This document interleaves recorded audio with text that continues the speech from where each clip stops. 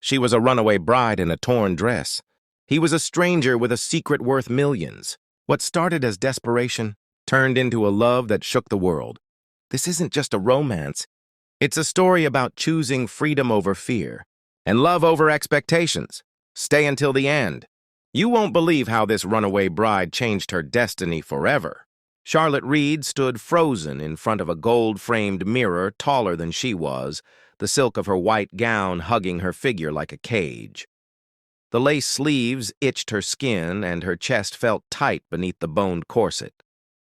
Outside the bridal suite, laughter and music echoed, the kind meant to hide the tension that always came with a high-society wedding. But Charlotte wasn't smiling. Her hands trembled as she held her bouquet, white roses as cold as her fingers. Her eyes, large, green, and glassy with unshed tears, locked on her own reflection. She didn't see a joyful bride. She saw a frightened woman wearing a costume, about to perform on a stage she never chose. Somewhere down the hallway, her mother's sharp voice rang out, asking if she was ready. But ready for what? A lifetime with a man who never once asked her what made her laugh? A marriage built on contracts, not connection? She sat down carefully on the edge of a velvet chair, the heavy train of her dress folding around her like chains. Charlotte had met Thomas Whitmore only 4 months earlier. He was rich, powerful, well-spoken, the kind of man that turned heads at charity galas. Her parents adored him. "You'll be safe," her father had said, "taken care of for life." But safety didn't feel like love, and being taken care of felt like being owned. Thomas never made her heart skip. He never held her hand when no one was watching. He never looked into her eyes like she was a universe. And worst of all, he didn't know her, not really. Not the way someone should before saying forever. Charlotte had tried to voice her doubts.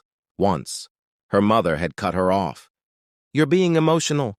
This is how things work in our world." Her father only said, "You'll thank us one day." But all she could feel now was a hurricane swirling in her chest. The clock ticked. The church was full. Cameras were waiting. Everything was planned to perfection, except Charlotte's heart. A soft knock came at the door. "5 minutes, Miss Reed," a voice called. Tears pricked the corner of her eyes, smudging the edge of her makeup. She didn't wipe them away. She stood up, her breathing shallow, the weight of her gown suddenly unbearable. She looked once more at her reflection. "This isn't me," she whispered. And then, without thinking, her legs moved. She crossed the room, grabbed the doorknob, and opened it not toward the aisle, but the back staircase. Her heels echoed down the marble steps like a drumbeat of defiance. No one saw her, yet, but her heart raced as if every eye in the world was on her.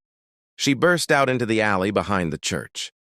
The cool air hit her face like freedom. It smelled like rain and car exhaust and everything real.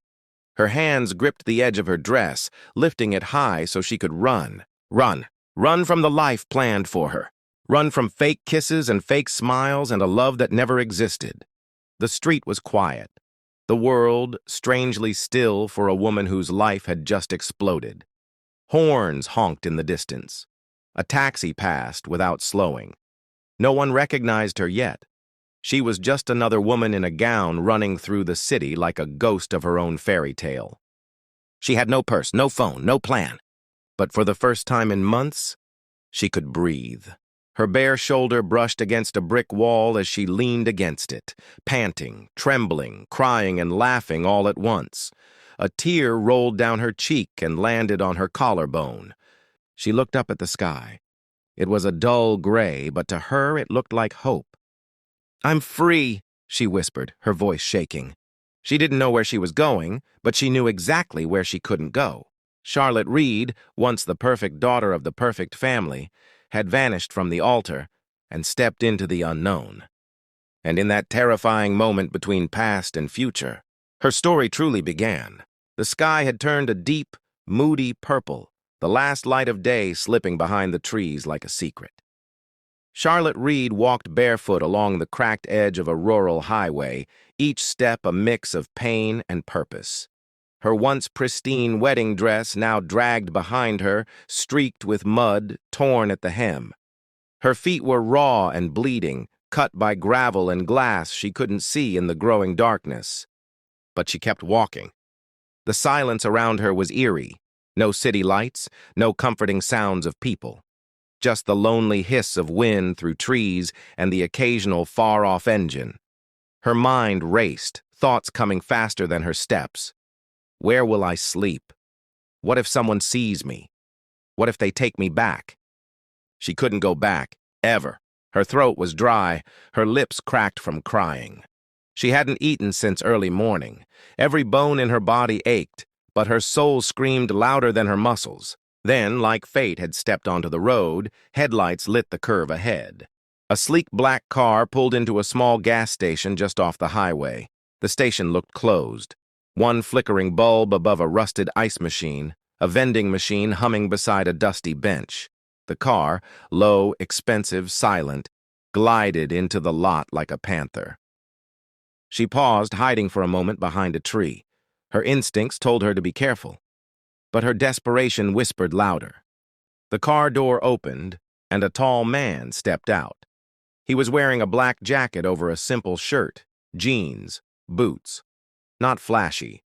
But there was something in his posture, calm, confident, that made him look like a man used to being in control. He turned slightly, the low station light catching his face. Strong jaw, stormy blue eyes, stubble on his cheeks. Not just handsome, magnetic. Charlotte stepped into the light. Her voice cracked as she called out, "Excuse me." The man turned sharply. His brows lifted as he took her in, a barefoot woman in a ruined wedding gown, cheeks smudged, hair tangled, looking like a story no one would believe.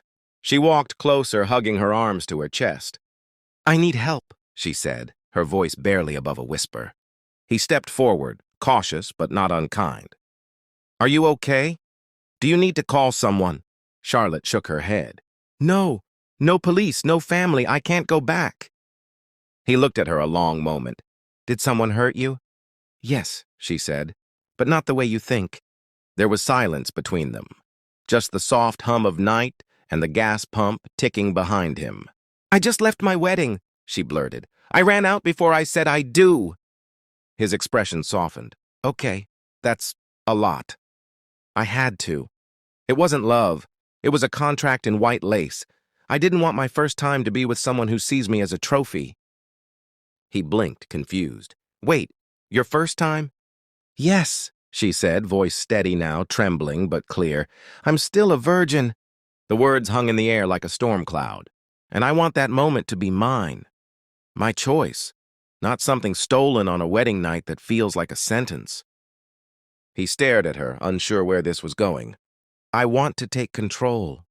Right now, for once in my life," she said. Her eyes locked with his, shimmering with tears and raw courage.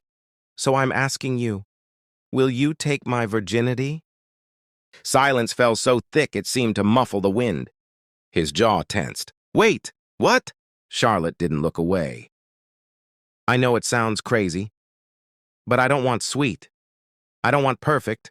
I want free, real. And I can tell, you're not like them. You looked at me and didn't see a mess. You saw a woman." The man took a step back. He ran a hand through his hair, clearly shocked. "You don't even know my name." "I don't care. I just know I trust you more than anyone I've ever known in my life." He looked at her like she was a puzzle he didn't know how to solve. "You're serious?" Her eyes filled with tears. "Please, I don't want to feel powerless anymore." He didn't move, didn't speak. 100 things swirled behind his eyes. Desire, concern, confusion. And then he did something she didn't expect. He reached into his car, pulled out a coat, and wrapped it gently around her shoulders. "Get in the car," he said softly. "Let's talk. Somewhere warm. You need food and time to breathe." Charlotte blinked. "You're not—" "No," he said firmly. "Not tonight. Not like this. You don't need a stranger to take your body. You need someone to hear your soul. Something inside her broke, in the best way. For the first time since she ran, Charlotte felt safe. And she had no idea that the man who just turned her down, respectfully, gently, was Logan Hayes, a man whose name she'd soon hear whispered across the country. But for now, he was just kind. And sometimes, that's where all good stories begin. He didn't answer her wild, trembling request with a smirk or a hungry look. He didn't take a step closer. He didn't even blink for several seconds. Instead, he studied her face, searching her eyes like they were a map to a land he wasn't sure he had permission to enter. Then finally, his voice broke the silence. "Let's get you somewhere safe. We can talk, all right?"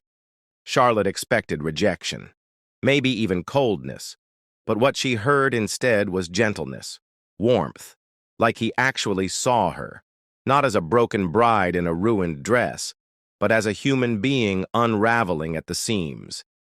She nodded. He opened the passenger door and waited as she slid into the luxury car, her hands still shaking. The leather seats were soft against her scraped skin. The warmth of the heater wrapped around her like a blanket she hadn't realized she needed. He got in beside her, pulled out of the gas station, and drove down a long, winding road without saying much. The silence wasn't awkward. It was calm, safe, needed. She watched his hands on the steering wheel, strong, steady, the kind of hands that looked like they could build things, not just buy them.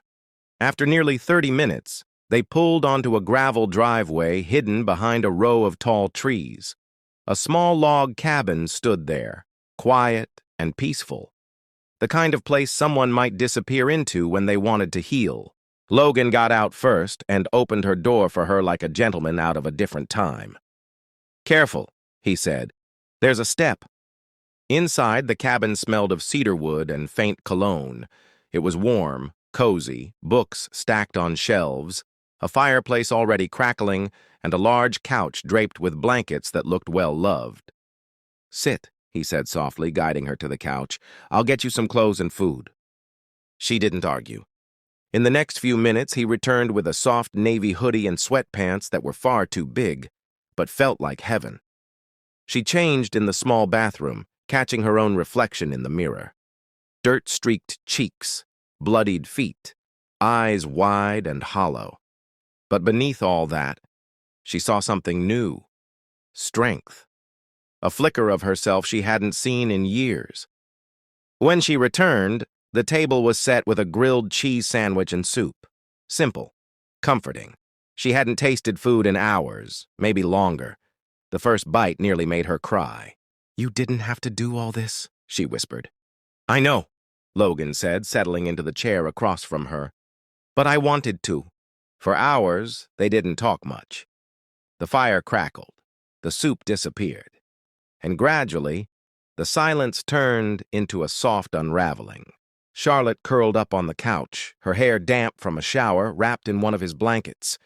Logan sat on the floor beside the hearth holding a mug of tea. Finally, she spoke. "His name was Thomas Whitmore, my ex-fiancé." He didn't interrupt. "It wasn't love. It was a deal. Families shaking hands over my life like I was a stock." Logan's jaw clenched, but he stayed quiet. "I tried to say no. I cried, screamed. My mother said I was being dramatic. My father just looked through me." Her voice cracked. "I didn't even matter." "You matter," Logan said simply. Her eyes filled with tears. She bit her lip to stop the flood. "I've never made my own choices.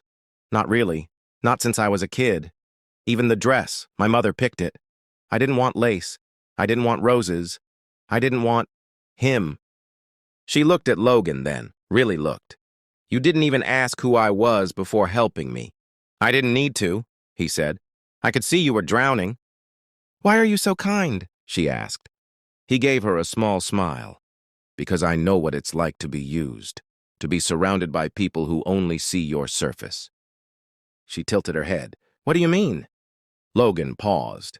He could have said it right there, told her he was Logan Hayes, one of the youngest tech billionaires in the world, owner of Hayes Tech, a man whose name turned heads in boardrooms and headlines alike. But he didn't. Because for the first time in years, someone was talking to him like he was just a man. "I've had to learn the hard way that money doesn't mean love," he said instead. "It doesn't protect you from loneliness either." Charlotte's heart tugged. Something about his sadness felt familiar, echoed. They stayed like that for a long while, talking softly, peeling back layers they didn't show the world. Stories, scars, memories, hopes. Not once did he try to touch her. Not once did he take advantage of her vulnerability. Instead, he offered warmth, patience, and the kind of listening that felt like a balm to her bruised soul. And slowly, Charlotte realized something incredible. She had asked a stranger for her body, but he gave her something far more valuable. Her dignity, her voice, and the first taste of what true love might feel like. The morning sun poured through the cabin windows like honey, soft and golden. It stretched across the wooden floor and climbed onto the couch where Charlotte lay, curled beneath a thick knit blanket. She blinked against the light, not in fear, but peace. For the first time in what felt like years, she had slept without anxiety clawing at her chest. No icy stares from her mother, no fake smiles from socialites, no pressure to be perfect. Just warmth. The smell of sizzling butter and coffee pulled her toward the small kitchen. There he stood, Logan. His back turned, one hand flipping a pancake, the other resting on the counter like he'd done this 1,000 times. No suit, no pretense, just a man in a faded gray t-shirt, humming softly to a tune only he could hear. "You cook too?" she teased, her voice still raspy from sleep. He turned around and grinned. "Multi-talented?" She laughed. It was the first real laugh in weeks, light, unforced, beautiful. They sat down at the tiny table and ate. The pancakes weren't perfect. One was slightly burnt, the syrup a little too sweet, but to Charlotte, it was the best meal she'd ever had. Between bites, they talked about childhood memories, favorite books, ridiculous fears, like Charlotte's fear of sock puppets and Logan's secret hatred of cilantro. They didn't touch anything deep yet, not the wedding, not the money, not the heartbreak, just the small, warm parts of themselves that had long been hidden. Days passed like that, peaceful, quiet, healing. They walked through the surrounding woods in the afternoons. Logan showed her his favorite spots, the moss-covered boulder by the stream, the old tree with initials carved by strangers long gone.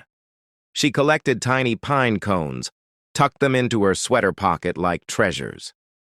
They cooked together in the evenings, simple meals, pasta, grilled vegetables, mismatched plates. She'd stir while he chopped. He'd taste while she added spices. Every moment, every glance, every smile felt like a gentle unraveling of their walls. They watched old black and white movies under a pile of blankets. She teased him for never having seen Roman Holiday, and he rolled his eyes when she cried during Casablanca. Sometimes they touched, but only slightly. A brush of fingers when passing a mug. A hand at her lower back as they stepped over stones in the forest. And every time they touched, it felt like electricity, a reminder of how alive she still was beneath the fear. And still, Charlotte wondered, who is this man? Why does he live in a cabin alone? Why hasn't he told me anything real about his life? One night, as the fire crackled and she sipped warm tea, the question finally slipped from her lips. "Who are you, really?" Logan didn't answer right away. He looked into the fire, jaw tight, eyes unreadable. "You won't like the answer," he said. "I'd rather know the truth than live in a lie," she replied softly. "I've had enough of lies." He turned to face her, slowly, as if unveiling something sacred. "My name is Logan Hayes. I'm the CEO of Hayes Tech." She blinked, the mug in her hand tilted slightly. "What?" "I own the company, the tech giant, the apps, the platforms, the smart devices, you name it. That's me." Charlotte stared at him like he'd just said he was royalty. Her mind spun. Logan Hayes, the man from Forbes magazine covers, the billionaire who launched 3 startups before he was 30, the one everyone whispered about in elite circles. "You're that Logan Hayes?" she asked, eyes wide. He gave a small, almost embarrassed nod. "But why didn't you tell me?" she asked. "I didn't want you to look at me the way everyone else does, like I'm a bank account with a heartbeat." Charlotte sat back, stunned. "You helped me, fed me, gave me shelter, all without asking anything. You could have left me on the road." "I didn't want anything from you," he said gently. "I just saw someone hurting, and I knew what that felt like." Her eyes shimmered. "You're not like them." "I try not to be." She reached across the couch, her fingers finding his. And in that quiet space between them, filled with flickering light and growing emotion, she whispered, "I didn't run away from love, I ran toward it. I just didn't know it was waiting for me in a forest cabin with pancakes and old movies." They didn't kiss. Not yet. But they didn't need to. Because sometimes love doesn't come in fireworks. Sometimes it comes in safe places, in shared silence, in the slow, honest unfolding of hearts that had long been held captive. And slowly, Charlotte's heart began to believe in the kind of love she once thought only existed in stories. Charlotte thought the forest would protect them forever. In the arms of Logan Hayes, life had become simple, soft, and quiet, like a heartbeat you could rest your soul against. But peace never lasts forever. One morning, Logan handed her his phone, his expression unreadable. "You should see this," he said quietly. Her heart dropped as soon as she read the headline. "Runaway bride of the Whitmore fortune still missing. Is she with a secret lover?" Dozens of articles followed. Paparazzi photos of the empty church. Thomas looking solemn posed beside her furious parents. The press twisted the story into something scandalous. Rich girl runs from rich boy, falls into the arms of a mysterious man. They didn't know it was real. They didn't care. Within hours, camera vans parked on nearby roads. Reporters shouted her name through the trees. The peace they had built, the bubble of love and safety, they were cracking. Charlotte's hands trembled. "What do I do?" Logan gently took her hand. "We face it, together." She nodded, tears gathering in her eyes. "I'm scared." He cupped her cheek, brushing a strand of hair behind her ear. "You don't have to be anymore." That night he invited a journalist he trusted, someone who told real stories, not clickbait. They sat down for a video interview in the cabin, Charlotte's face bare, her heart exposed. She looked into the camera and took a breath. "I didn't run away for drama. I ran away to save myself. I was going to marry a man who didn't know me, who didn't care what I loved or feared. My parents made that deal for me. I had no say. I wasn't a daughter to them. I was an investment." Logan sat beside her, not speaking but holding her hand. Strong, unmoving, a quiet anchor in the storm. "This isn't about money," she continued, voice shaking but sure. "Logan didn't even tell me who he was. I fell for his kindness, his patience, for how he made me feel like a person again." The video went viral within hours. Some people supported her, survivors of controlling families, women forced into loveless marriages. They called her brave. But others weren't so kind. "She's just looking for attention. She ran off with a billionaire, how convenient." Ungrateful little princess. Logan shielded her as best he could, but the world was loud. One afternoon, her parents arrived. Her mother wore her usual icy glare, pearls around her neck like armor. "Do you have any idea what you've done to our name?" Charlotte stood tall, heart pounding. "I saved my life." "You embarrassed us, ruined the Whitmore's trust." "I don't care about the Whitmores," she cried. "I care about being happy, about waking up without fear, about not crying myself to sleep every night because I feel like a prisoner in my own skin." Her father crossed his arms. "He's using you." That's when Logan stepped forward. "No," he said, calm but firm. "She's not a product to be sold. She's a human being with a right to choose her life." Charlotte's mother scoffed. "You think this is love?" "Yes," Logan said, "because love isn't about control. It's about freedom." They left without another word. And Charlotte cried, not because she was broken, but because for the first time she was finally whole. She had stood her ground. She had chosen herself. Logan wrapped her in his arms. "I'm proud of you," he whispered. In the following weeks, more interviews followed, more rumors. But Charlotte never wavered. One day, during a live talk show appearance, she said the words that captured the world's attention. "This wasn't rebellion, this wasn't gold-digging, this was survival. I didn't want a wedding, I wanted a voice. And I found it. In love, yes, but also in myself." Slowly, public opinion shifted. Women wrote letters. People started sharing their own stories. Her courage became a mirror for others. Charlotte and Logan didn't need to defend their love anymore. They just lived it, loud, open, unapologetically true. In a world quick to judge, they became a reminder of something powerful. That real love doesn't look like perfection. It looks like choice, respect, safety. And sometimes it starts with a runaway bride and the stranger who said no. 1 year later, Charlotte and Logan were married in a small garden ceremony with just close friends. There was no big guest list, no media, no pressure. Charlotte wore a simple dress. Logan cried when he saw her. Their vows were full of real emotion. "I didn't give you my body that night," Charlotte whispered, "but I gave you something more, my trust. You gave me love, safety, and freedom. That's the real first time." The story of the runaway bride and the kind stranger became famous online, but not because of scandal. It became a symbol. A symbol of breaking stereotypes, choosing love over status, and learning that real wealth is kindness, not money. Sometimes love begins the moment you choose yourself. Charlotte didn't just run from a wedding, she ran toward freedom. Logan didn't try to fix her, he stood beside her. Their story is proof that real love isn't control, status, or appearance. It's kindness, choice, trust. And in a world full of noise, they chose to hear each other. Choose love that sees you. Choose a life that feels like yours, always.